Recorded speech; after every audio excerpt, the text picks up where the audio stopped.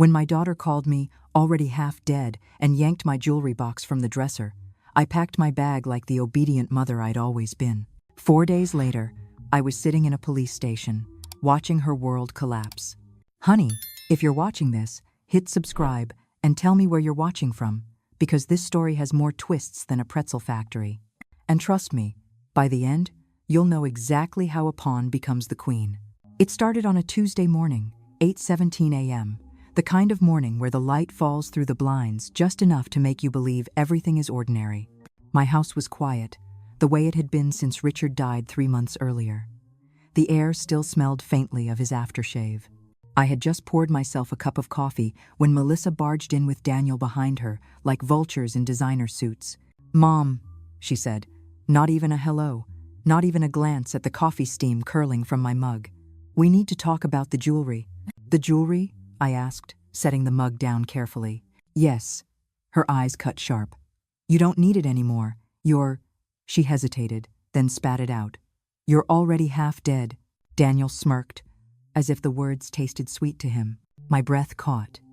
That jewelry box wasn't just gold and gems. It was Richard's anniversary gifts, my mother's heirlooms, the kind of pieces that carried whispers of every decade of my life. But to Melissa, they were assets. To Daniel, they were dollar signs. And to me, they had just become the battlefield. I didn't fight. Not then. I watched her scoop up the box, her wedding band glinting ironically as she stole mine. "Don't look at me like that," she snapped. "You're too old to wear diamonds. Better they're put to use." The door slammed behind them, and suddenly the house echoed with a silence so loud it hurt. I spent the afternoon folding my clothes into a suitcase. Not because I wanted to leave, but because I knew what came next. Melissa had been circling like a hawk since Richard's funeral, hinting about the house, about the burden of upkeep. The jewelry theft was just the opening move. So I packed, like the good little pawn they thought I was. At 6:45 p.m., I zipped the suitcase shut. My hand shook as I pulled Richard's photograph from the mantel and tucked it inside. I whispered to his smile, "They think I'm finished. They're wrong." By nightfall, I was standing in the driveway, suitcase by my side, keys in my pocket, waiting for Melissa's car headlights to slice through the dusk. She didn't even roll down the window, just honked once, impatient. "Come on, Mom," she said when I slid into the back seat. "We'll drop you at the motel for a few days while Daniel sorts things out." I stared at the back of her head, her perfect hair sprayed into place. And I thought, you just made the biggest mistake of your life. Because, honey, they thought they stole my past. They had no idea what was waiting in the future. They say grief shows you who people really are. Honey, they weren't lying.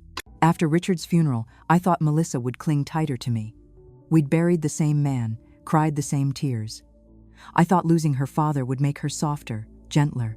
Instead, it peeled the last layer of paint off her mask. The morning after she dumped me at that dingy roadside motel, she showed up not with flowers, not with coffee, but with a contract. Daniel was right behind her, smelling of expensive cologne and cheap deceit. "Mom," Melissa said, dropping into the chair across from my motel desk as if it were her throne. "We need to talk about the house." The house. Always the house. I sipped the bitter motel coffee, letting her words settle. "What about it?" "It's too big for you. Too dangerous with the stairs. You're alone, and it's impractical." She leaned forward, her diamond earrings swaying. "We think it's time to sell." We. There it was. Melissa didn't even pretend anymore. She and Daniel were a package deal, her mouth, his words. Daniel laid a glossy brochure on the desk, sliding it toward me like it was a winning poker hand. A retirement home. Smiling seniors playing bingo. A manicured lawn. Price neatly printed in bold. $3,200 a month.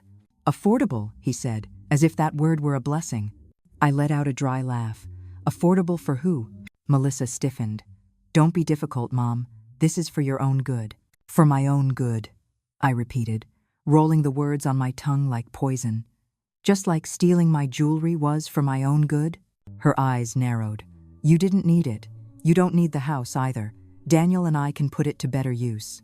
Better use. That was their mantra. My things, their use, my home, their plans, my life, their stage. Daniel leaned in, lowering his voice as though he were negotiating a business deal. Look, Margaret. Eleanor, I cut in sharply. My name, not a bargaining chip. He blinked, then smirked. Eleanor, the house market is hot. If we sell now, we can flip it. Melissa and I have plans, investments. You don't want to hold us back, do you? Hold them back. My 70 years of sacrifice, reduced to dead weight in their investment portfolio. I wanted to scream, to slam the flimsy motel desk between us, but instead I looked Melissa dead in the eye. So that's what I am to you now? A roadblock? She smiled. And honey, it wasn't the smile of a daughter. It was the smile of a wolf in designer lipstick. You were just the wife, she said. Dad built everything. You just lived in it. The word sliced cleaner than any knife. Just the wife. 42 years of love, labor, and loyalty boiled down to 3 words of dismissal. I didn't reply.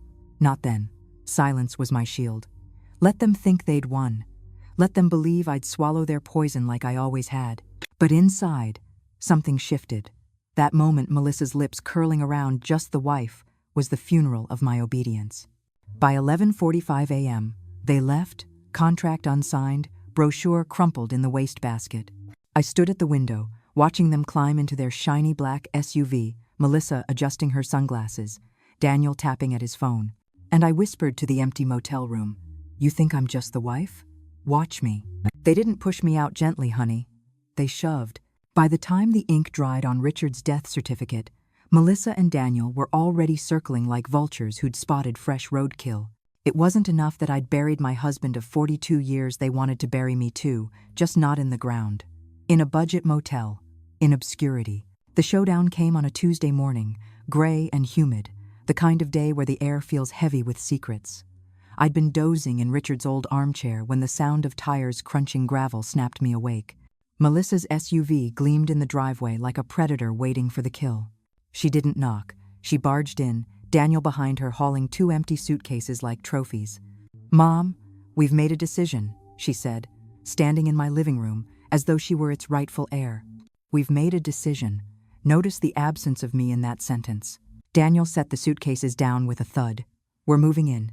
You need to find somewhere else. Somewhere safe. More affordable." There it was again. That cursed word. Affordable. As though dignity came with a coupon. I tried to laugh it off, but Melissa's eyes were hard glass. "Dad left everything to me. The will is clear. You've been staying here out of my kindness. But it's time, Mom. Pack your things." My throat tightened. "Melissa, this is my home." "Correction," she snapped, sliding a folder across the coffee table. "It's our home now. Daniel and I can take care of it properly. You can't keep up with the stairs.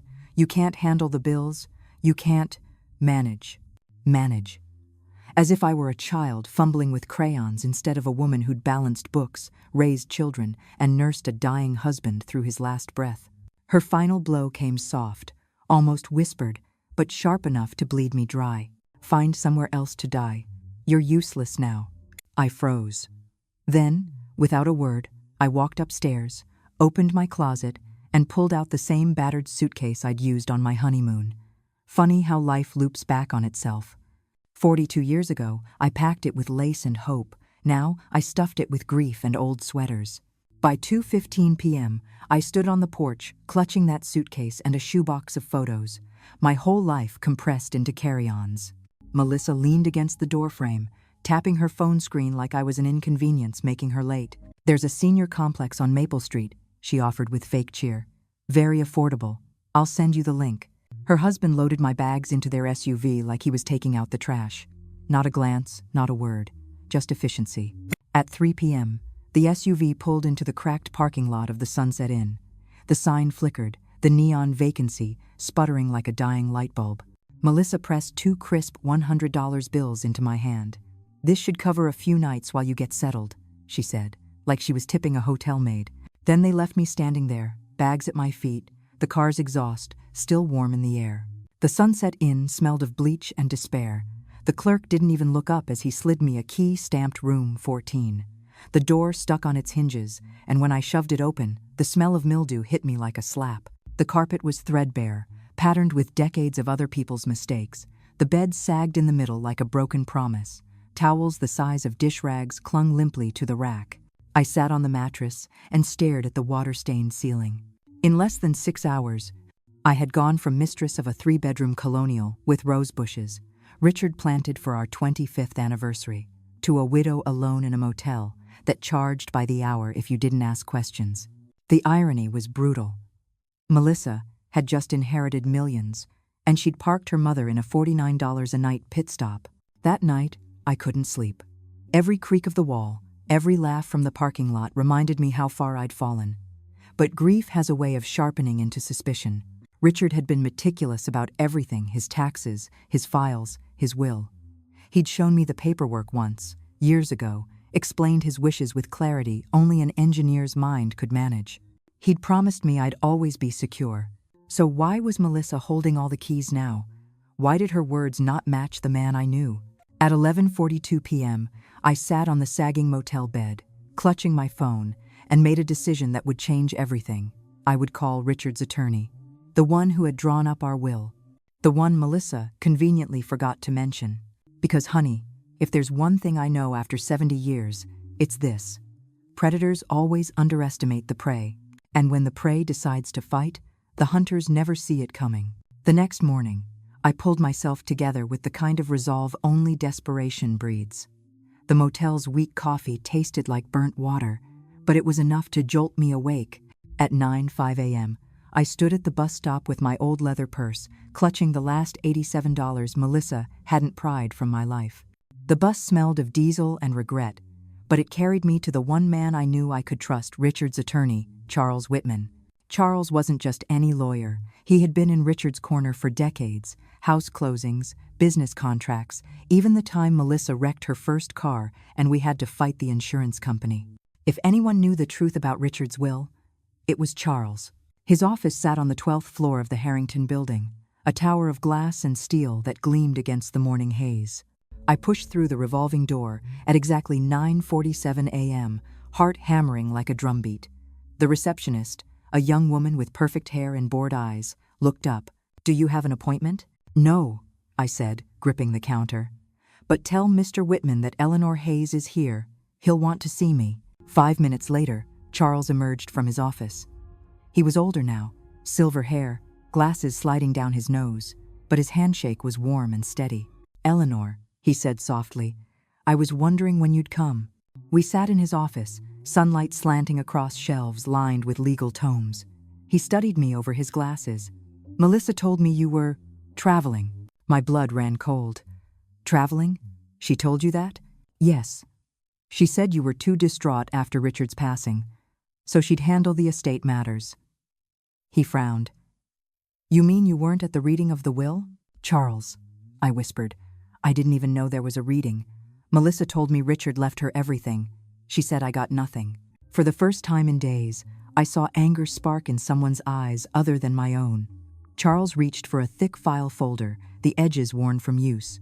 He laid it on the desk between us and flipped it open with deliberate care. "Eleanor," he said, "your husband was meticulous. He updated his will just 6 months before he died. He was concerned about Melissa's behavior. That's why he added very specific provisions." I leaned forward, breath caught in my throat. Charles began to read, his voice steady, each word a hammer pounding against Melissa's lies.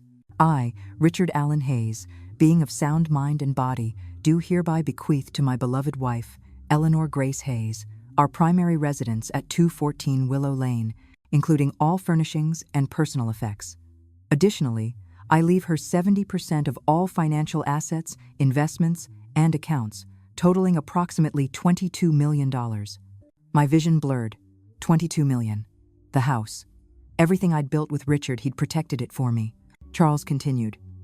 "To my daughter, Melissa Hayes Carter, I leave $10 million to be held in trust, with distributions beginning on her 45th birthday, contingent upon her treatment of her mother following my death." I felt the air rush from my lungs. Contingent. Richard had known. He'd seen Melissa's cruelty coming. He'd tried to shield me, even from beyond the grave. Charles closed the folder gently. "Eleanor, your daughter has lied to you. She forged her version of events, twisted the truth, and attempted to steal your inheritance. What she has done constitutes fraud and elder abuse." I stared at him, hands trembling on my lap. "She gave me $200 in cash, Charles. She told me to find a senior complex.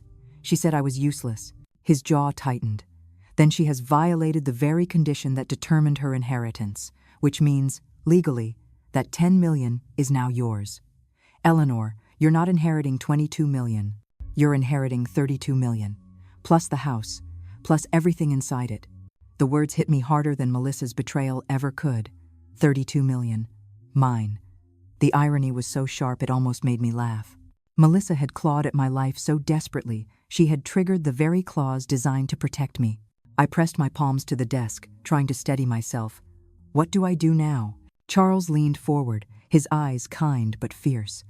Now, my dear, we start Operation Justice. First, we contact the banks to freeze all accounts.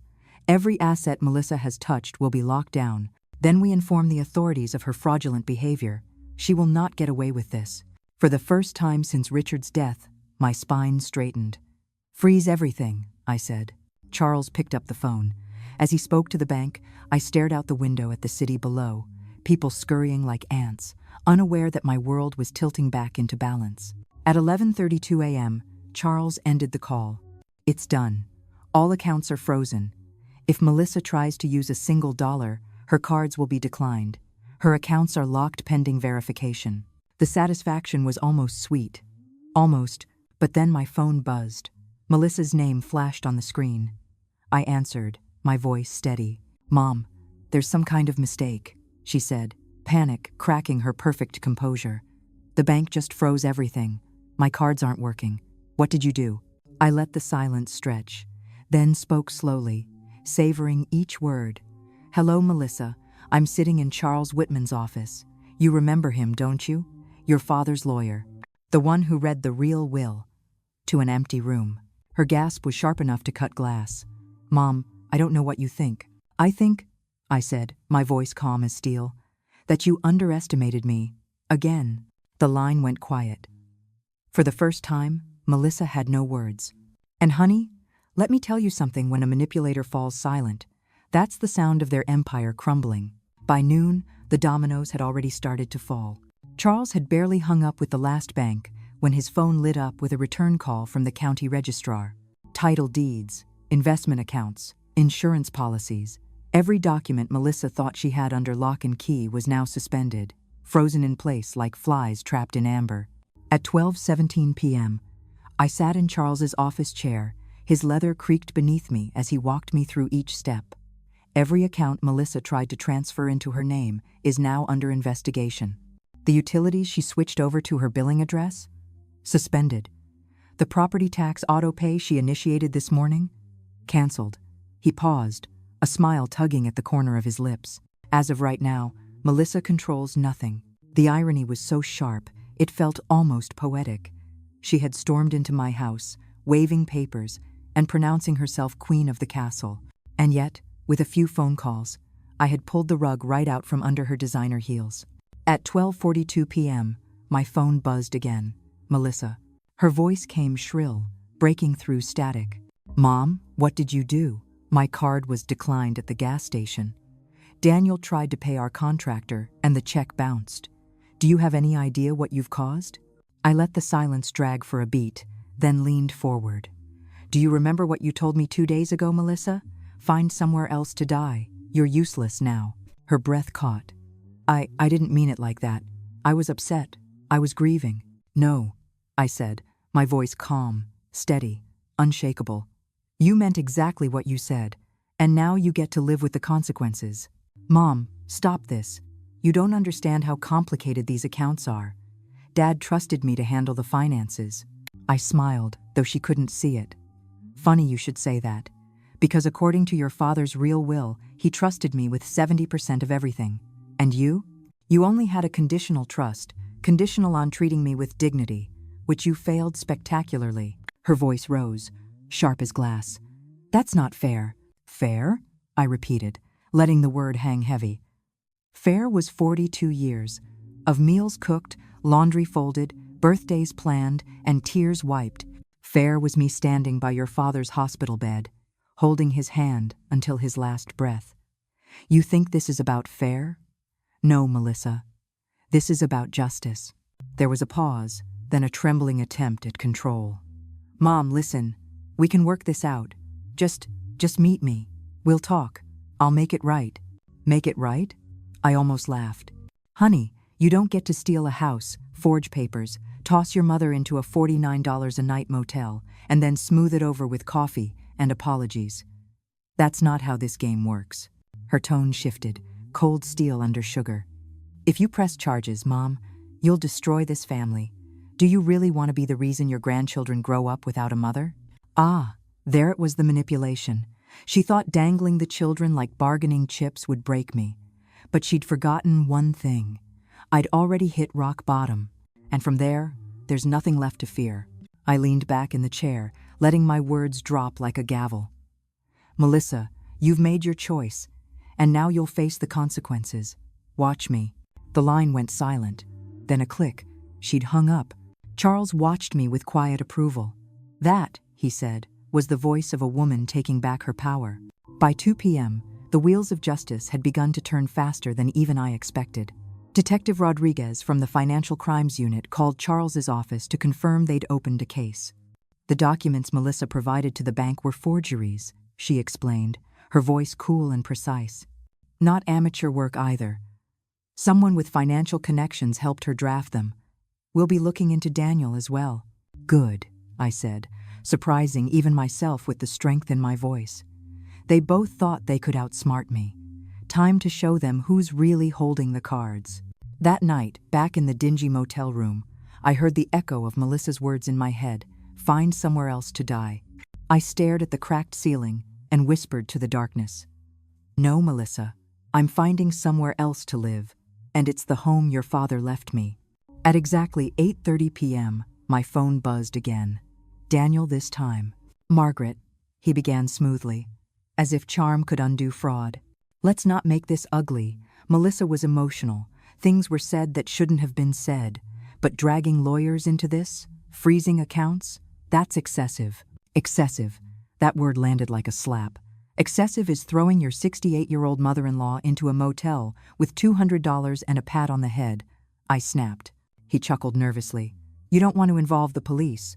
Think of the children. Think of Melissa's reputation. This family doesn't need a scandal." "Daniel," I said softly, almost kindly, "you should have thought of that before you helped forge legal documents. Now it's not just scandal you're facing, it's handcuffs." The line went dead, and for the first time in weeks, I slept soundly. Because the tables had turned, honey. Melissa and Daniel thought I was a pawn to be pushed off the board. But Richard had seen further ahead than either of them. He'd left me the queen, and now the game was mine to play. The arrest didn't happen quietly. At exactly 6:45 p.m. on Thursday, Melissa and Daniel waltzed into Leclerc's, the most expensive restaurant in town, dressed like royalty. She wore a red silk dress, he a tailored suit that practically screamed, "I'm important." They thought they were celebrating their victory. New house, new accounts, new life paid for with my humiliation.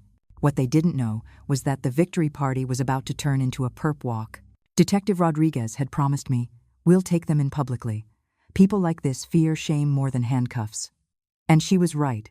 At 7:12 p.m., right as their entrees arrived, 2 plainclothes officers approached their table. "Melissa Carter? Daniel Carter?" "Yes?"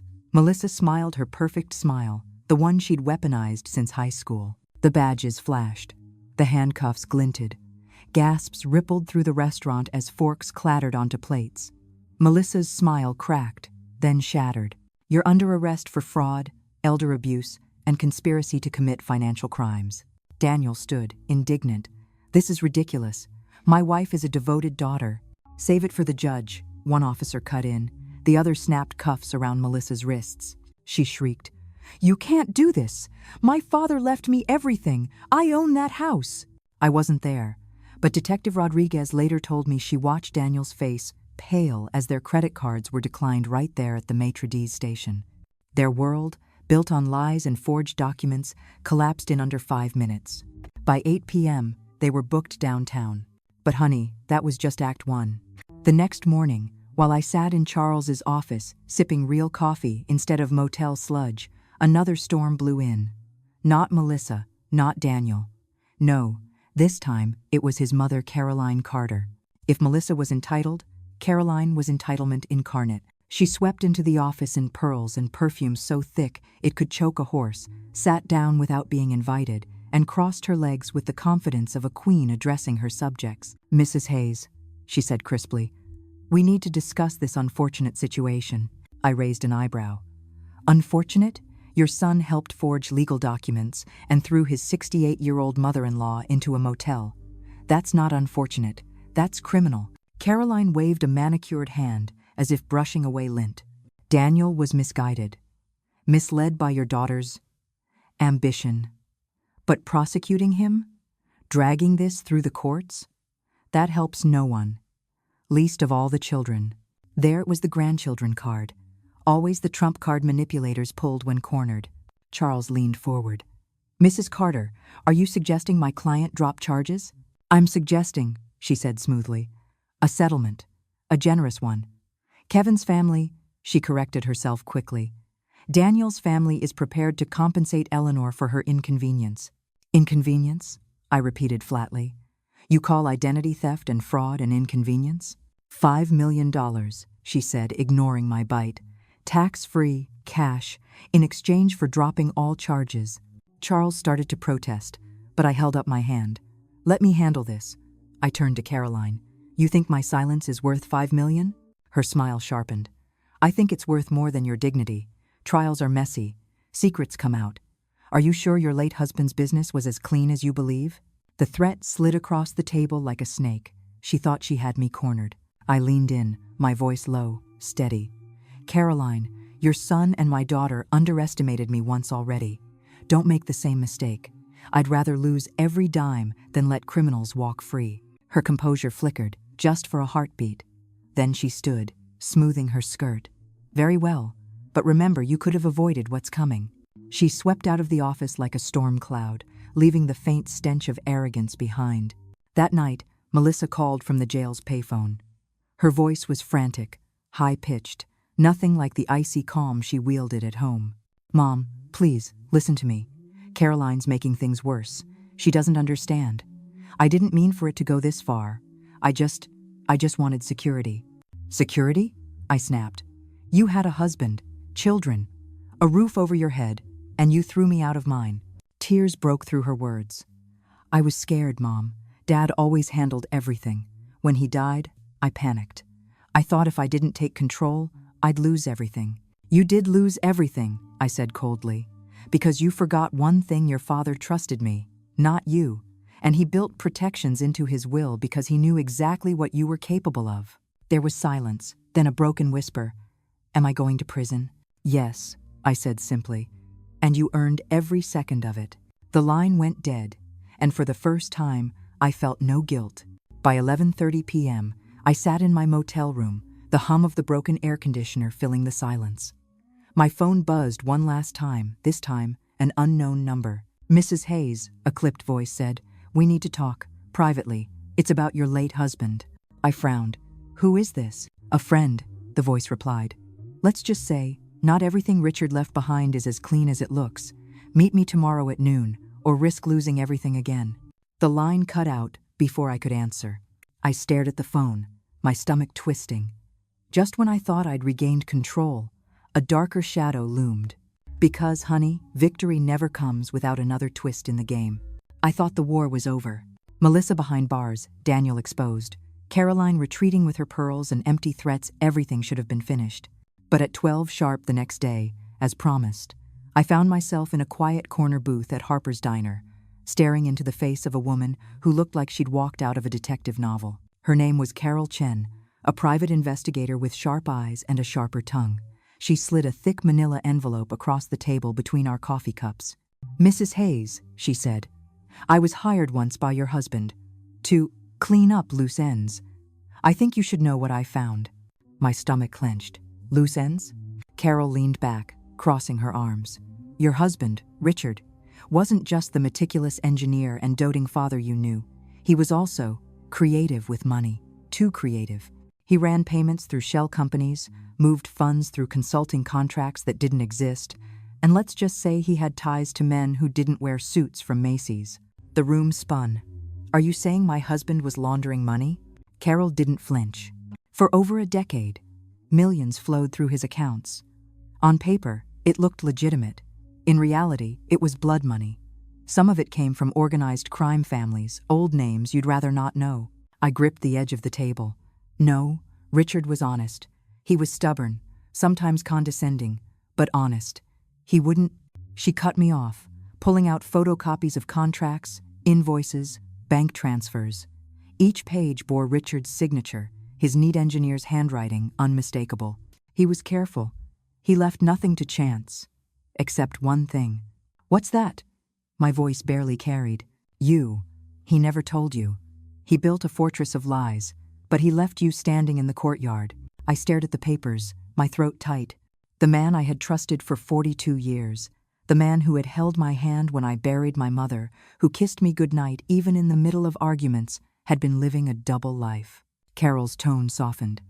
That 10 million Melissa was supposed to inherit? It's tainted. If the FBI learns where it came from, they'll seize it all. And the rest, too. Every penny. The weight of her words pressed down on me like a tombstone. $32 million. My salvation, my vindication, it could all vanish in an instant. Why are you telling me this? I whispered. Because, she said, leaning forward, Melissa and Daniel already know. They found traces in Richard's files and plan to use them. They'll try to cut a deal with the FBI, hand over evidence of Richard's laundering in exchange for immunity. The betrayal burned hotter than fire. Not only had my daughter stolen from me, she was ready to sell out her father's memory to save herself.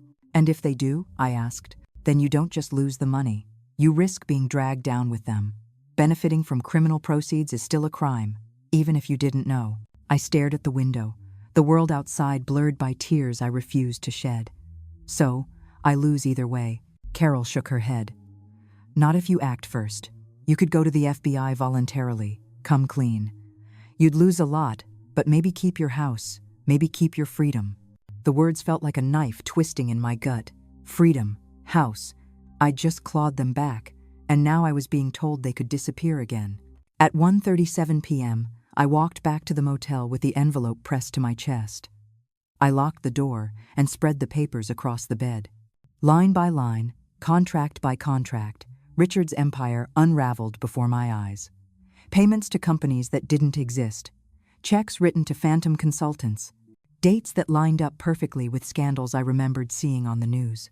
And suddenly, the whispers Caroline had thrown at me in Charles's office, "Are you sure your husband's business was clean?" made horrifying sense. By 3 p.m., my phone buzzed again, a call from the county jail. Melissa's voice, desperate.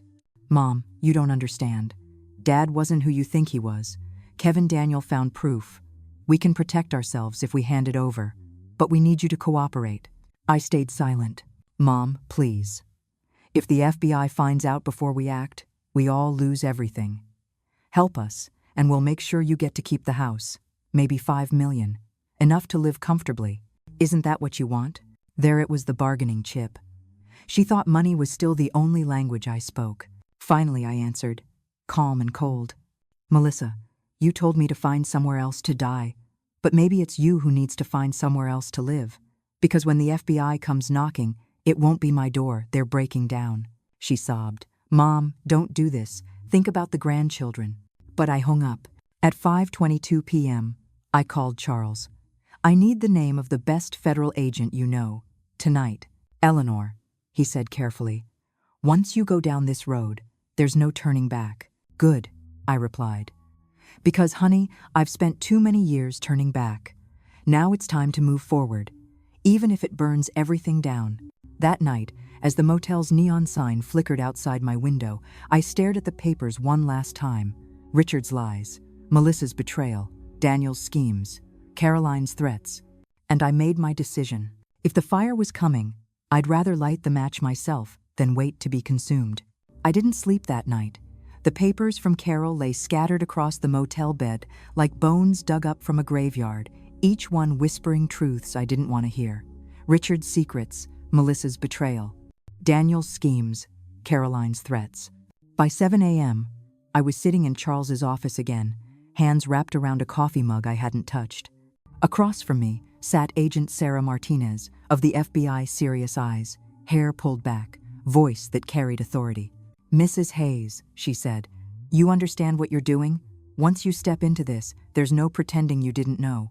You'll be part of an active federal case." I nodded. My daughter thinks she can use Richard's secrets as her shield. I'd rather turn them into her downfall. Agent Martinez studied me for a long moment. "You're angry. That's clear. But anger isn't enough. We'll need evidence. Real evidence. Are you willing to wear a wire?" My heart skipped, but my voice was steady. "Watch me." By 8:45 p.m. that same day, I was back in my house, the house Melissa had tried to steal, the house Richard left for me, sitting in the living room with a tiny recording device taped beneath my blouse. The FBI had set the stage perfectly. They told Melissa and Daniel I was ready to negotiate, to cooperate, so we could all save face. Desperation is a dangerous perfume, and my daughter was drenched in it. At exactly 9 p.m., headlights swept across the driveway. Melissa and Daniel climbed out, dressed as if they were headed to a board meeting instead of a shakedown. He carried a briefcase. She carried the same cold smile that had once charmed every teacher and suitor in her path. "Mom," Melissa said, sweeping inside without waiting for an invitation. "Thank you for agreeing to meet. We can fix this." "Fix?" I echoed. "That's a generous word." Daniel placed the briefcase on the coffee table, snapping it open with theatrical precision. Inside were neatly stacked documents. Immunity agreements, drafts of settlement terms. You keep the house, $5 million in clean assets.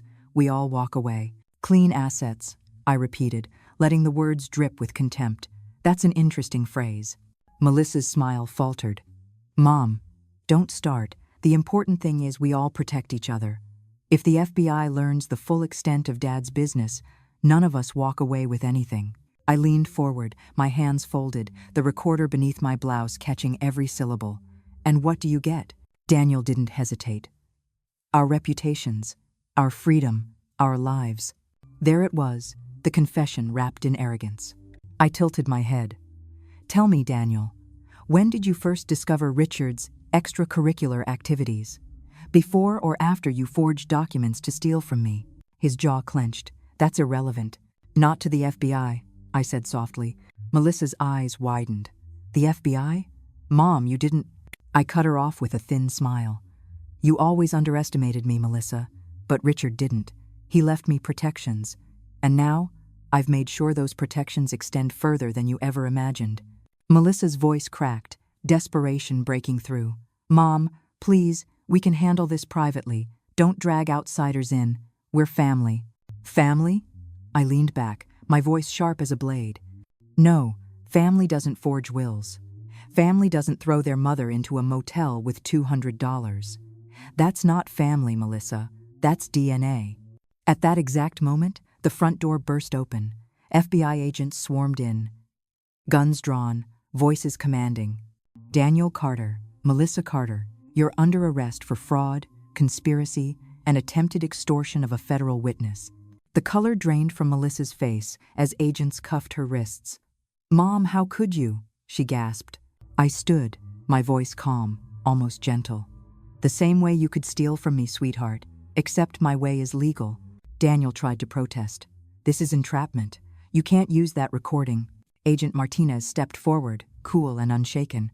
"Oh, we can, and we will." As they led them out, Melissa twisted toward me, mascara streaking her cheeks. "You've destroyed us. You've destroyed your own daughter." I met her gaze, steady as stone. "No, Melissa, you destroyed yourself the moment you chose greed over blood." By 10:30 p.m., the house was quiet again. Agents packed up their equipment, leaving me alone in the same living room where, just weeks ago, Melissa had told me to find somewhere else to die. But now? Now I was alive, honey. More alive than I had been in years. The irony was almost poetic. Melissa had tried to use Richard's secrets as her weapon, but she had handed me the very blade that cut her down. Agent Martinez lingered as the last agents filed out. "Mrs. Hayes, I have to tell you something. Your husband, he wasn't just laundering money. He was also an informant. For us. For 12 years. He was helping the FBI build cases against the same families he appeared to protect. That's why the money was allowed to flow. It was part of his cover. What he left you isn't tainted. It's legal. Every cent. The room tilted. Richard, my Richard, the man I thought had betrayed me, had been fighting for something larger all along. I closed my eyes, a tear sliding down my cheek. For the first time since his death, I felt him with me, not as a liar, not as a stranger, but as a partner. When I opened my eyes, Agent Martinez was watching me closely. "So you see," she said gently, "you haven't lost anything. In fact, you've gained more than most women ever will." I straightened, a fire kindling in my chest. "Then let's make sure Melissa learns that the hard way." The house was quiet again, too quiet. For weeks, it had echoed with Melissa's shrill voice, Daniel's arrogance, Caroline's condescension. But now, only the hum of the refrigerator, the steady tick of Richard's old mantel clock, and the faint smell of lemon polish from the cleaning crew the FBI had sent to dust for prints. I walked through each room slowly, my hand brushing the walls I had painted, the curtains I had chosen, the photographs I had framed. This wasn't just a house. It was the battlefield where I'd been told to die, and where I had chosen instead to rise. At 7 a.m., sharp sunlight broke through the bay window of the kitchen, and for the first time in months, I brewed coffee in my own pot. No motel sludge, no styrofoam cups. Real coffee, in my house. I stood at the sink, sipping slowly, and whispered to Richard, "You were smarter than all of us. You knew Melissa's greed, you knew Daniel's ambition, and you knew me stronger than they ever gave me credit for." By late morning, Charles stopped by with papers in hand. His face, usually lined with lawyerly caution, was lit with satisfaction. "Eleanor," he said, spreading the documents across the dining room table, "the accounts are yours. Every cent, $32 million, plus the house, plus assets. And now, thanks to the FBI's confirmation of Richard's role, there's no legal cloud over any of it."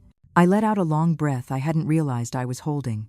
"So it's all mine, really mine. Every dime," he said, tapping the signature line. "You're not just secure, you're powerful." I signed, my name steady, the pen gliding like it had been waiting for this moment. Powerful. I'd spent 42 years being the support act. The cook, the cleaner, the mother, the wife. The woman who made everything easier for everyone else. Now, finally, I was the headline. But power comes with choices. That evening, Agent Martinez visited one last time, her expression softer than before. She sat across from me in the living room, the same living room where Melissa had once stood, telling me to pack my bags. "Mrs. Hayes," she said, "you've been through more than most could handle. But I want you to know your story is bigger than just this case. You could help others, seniors being manipulated, widows being defrauded, people who think they're powerless." Her words sparked something in me. A memory of the motel's thin walls, of the old woman I'd seen in the lobby shuffling with a cane, paying cash for another night she probably couldn't afford. How many others were sitting in cheap motels, betrayed by their own blood? By 9 p.m., I had a plan. Not revenge justice, broader than my own.